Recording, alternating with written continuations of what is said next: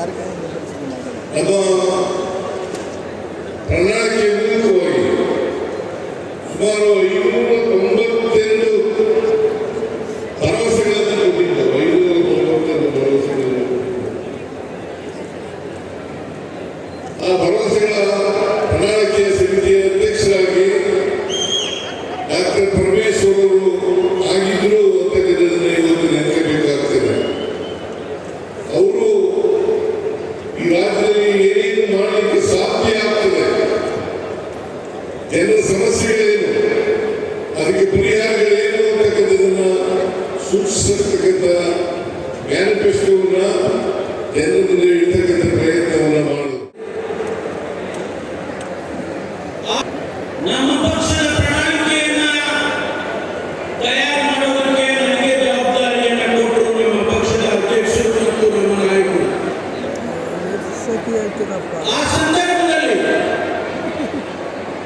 ಇಡೀ ರಾಜ್ಯದ ಜನತೆಗೆ ಸುಮಾರು 500ಕ್ಕೂ ಹೆಚ್ಚು ಭರವಸೆಗಳನ್ನು ನಾವು ರಾಜ್ಯದ ಜನತೆಗೆ ಕೊಟ್ಟಿದ್ದೇವೆ.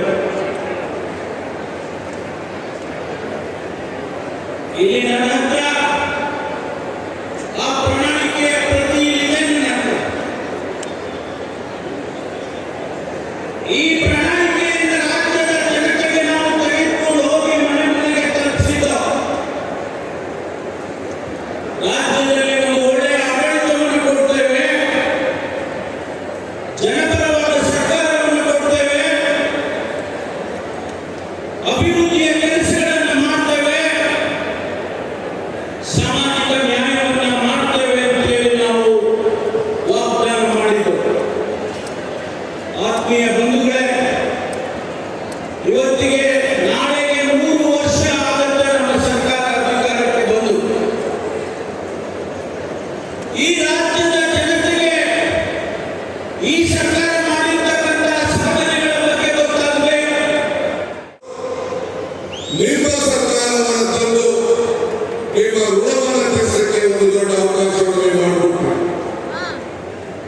ಬೆಂಗಳೂರು ಬಿಟ್ಟರೆ ಈ ತುಮಕೂರಿನಲ್ಲಿ ಒಂದು ದೊಡ್ಡ ಇತಿಹಾಸ.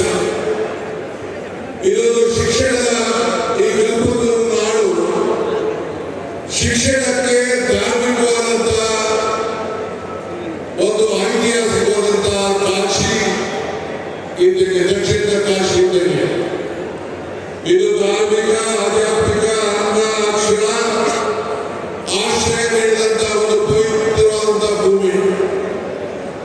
ಈಗ ಡಾಕ್ಟರ್ ಪರಮೇಶ್ವರ್ ಅವರು ಹೇಳ್ತಾ ಇದ್ದಾರೆ, ಬೆಂಗಳೂರಿಗೆ ಜನಸಂಖ್ಯೆಯನ್ನ ನಿಯಂತ್ರಣ ಮಾಡಬೇಕಾದ್ರೆ ಈ ಬೆಂಗಳೂರಿನ ಉತ್ತರ ಭಾಗದಲ್ಲಿ ಒಂದೇ ಒಂದು ಉಪಾಯ, ಈ ತುಮಕೂರಿನ 2ನೇ ಬೆಂಗಳೂರಾಗಿ ಪರಿವರ್ತನೆ ಆಗಬೇಕು ಅನ್ನೋದು ಅವರ ದೊಡ್ಡ ಸಂಕಲ್ಪ ಇವತ್ತು ಅವರು ವ್ಯಕ್ತಪಡಿಸಿದರು.